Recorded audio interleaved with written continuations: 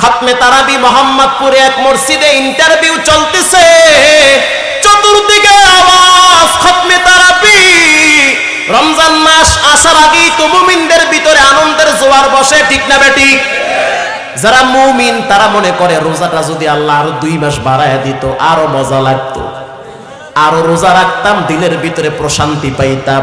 তারাবিতে এক মজা, সেহরি খাইতে আর এক মজা, ইফতারি সামনে নিয়ে লাড়াচাড়া করে বান্দা এখনো রোজা ভাঙ্গে না, এটার ভিতরে আলাদা মজা আছে না নাই? ও মুসলমান নবীর উম্মত, ধনী গরিব ভেদাভেদ নাই, কে ধনী কে গরিব ভেদাভেদ নাই। একই কাতারে জমিদার, ডাক্তার, ব্যারিস্টার, টিউনো, অফিসার একই কাতারে নামাজে দাঁড়িয়ে যায়, ঠিক না বেঠিক? খতমে তারাবি শুরু হয়ে গেছে, 2 জন হাফেজ নেওয়া হবে, ইন্টারভিউ চলতেছে মসজিদের ভিতরে। রহমানিয়া মাদ্রাসা, লালবাগ মাদ্রাসা, সেই মাদারীনগর মাদ্রাসা, মক্কিনগর মাদ্রাসা, কত মাদ্রাসা ছাত্ররা সেখানে ইন্টারভিউ লাইন দিয়েছে। জুমার নামাজের পরে ঘোষণা হবে কোন হাফেজ এই মসজিদে অবস্থান করবে।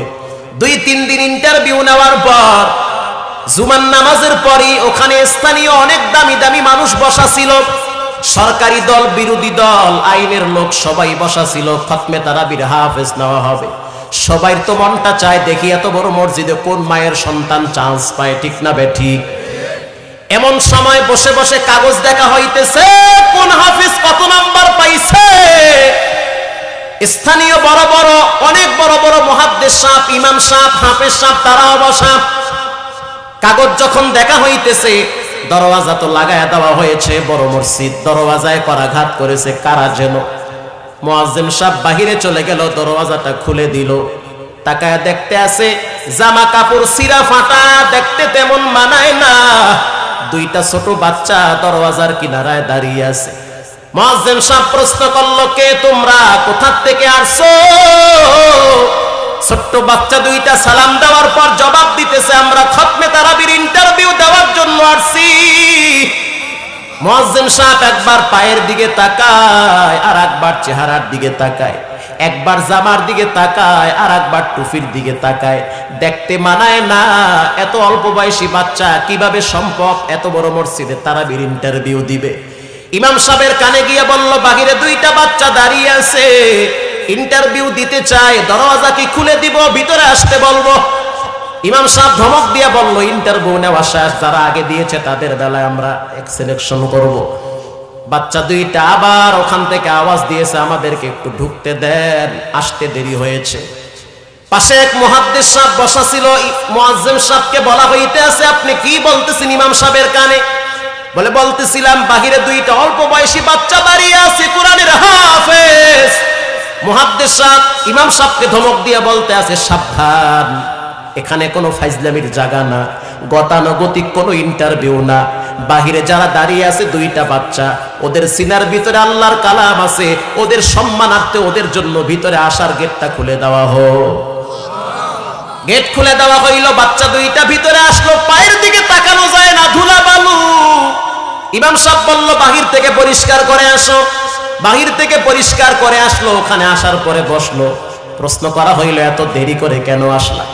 বাচ্চা 2টা বলতে আছে, আসবো যে, পকেটে টাকা নাই, পায়ে হেঁটে সেই নারায়ণগঞ্জ ধল্লা থেকে আমরা এখানে এসেছি। আমার আব্বা গরিব মানুষ, রিক্সা চালায়, বাবার বাড়ি কুড়িগ্রাম, মা মারা যাওয়ার পর ঢাকা শহরে আসছে, বড় কষ্ট করে আমাদের 2টা ভাইকে হাফেজ বানাইছে। আমরা আপন 2টা ভাই, একই সাথে হেফজ নিলাম, মাত্র 1 বছরে টোটাল 30 পারা আমাদের সিনায় আল্লাহ ঢুকাইয়া দিয়েছে। টিউনো সাহেব তাকিয়ে আছে, এটা কিভাবে সম্ভব? স্থানীয় বড় বড় দামি মানুষ প্রশ্ন করলো, এটা কিভাবে সম্ভব?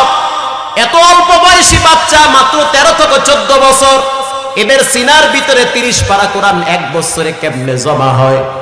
পাশে এক শাইখুল হাদিস বলতে আছে, খবরদার, আল্লাহ পাক যদি অন্ধ সিনার ভিতরে 30 পারা ঢুকাইতে পারে, যাদের চোখ আছে 3 মাসে এদের সিনায় আল্লাহ কোরআন ঢুকায়। আল্লাহু আকবার। প্রশ্ন করা হইল, তোমরা কি পারবা এত বড় মসজিদে খতমে তারাবি পড়াইতে? বড় বাচ্চাটা বলল, হ্যাঁ আমি পারবো ইনশাআল্লাহ। 30 পারা কোরআন আমাদের সিনায় জিন্দা আছে, স্পষ্ট মনে আছে। এইভাবেই বলতেছিল, বাচ্চা মানুষ কথার সাইজ বোঝে না, বলেই ফেললো 30 পারা কোরআন আমাদের সিনায় জিন্দা আছে।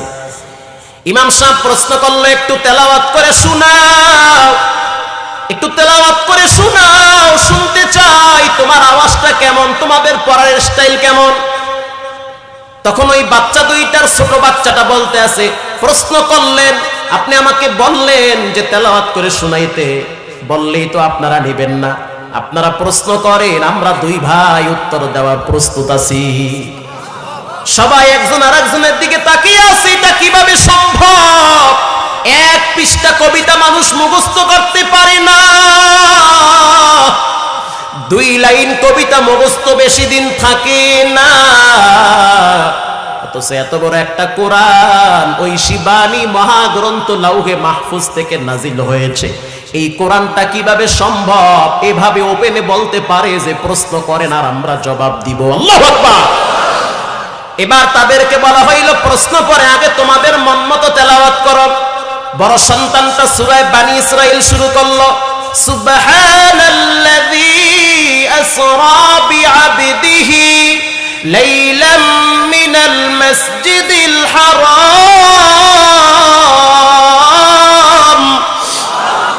ইলাল মাসজিদিল আকসা الذي باركنا حوله لنريه من آياتنا إنه هو السميع البصير।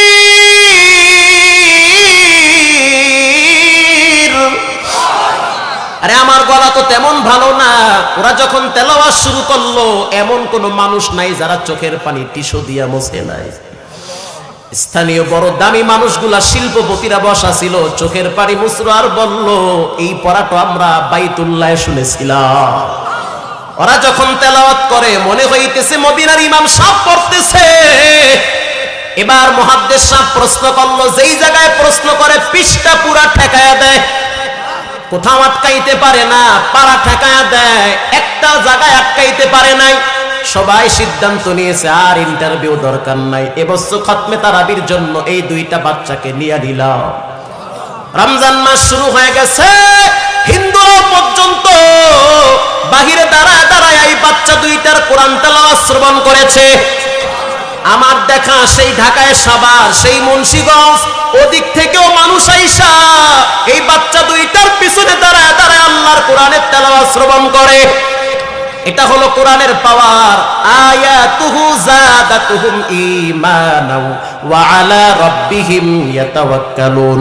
কোরআন যখন তেলাওয়াত করা হয় মুমিনদের 2 নম্বর গুণ, ঈমান তখন বাড়তে থাকে। ওয়া আলা রাব্বিহিম ইয়াতাওয়াক্কালুন, ঈমান বাড়তে বাড়তে এমন একটা জায়গায় পৌঁছে যায়, ওয়া আলা রাব্বিহিম ইয়াতাওয়াক্কালুন, মুমিনরা তখন দুনিয়ার কারো উপরে ভরসা করে না, মুমিনরা তখন ভরসা করে একজন মালিকের উপর, তিনি হলেন কে? ভাইরা আমার, এজন্য আজকে থেকে বুঝতে হবে মুমিনদের গুণ 5টা। কয়টা? 1 নম্বরে আল্লাহর কথা শুনলে মুমিনদের ভিতরে ভয় আসবে, 2 নম্বরে কোরআন তেলাওয়াত, 3 নম্বরে আল্লাহর উপরে ভরসা। কয়টা হলো? আল্লাযীনা ইউকিমুনাস সালাতা ওয়া মিম্মা রাযাকনাহুম ইউনফিকুন।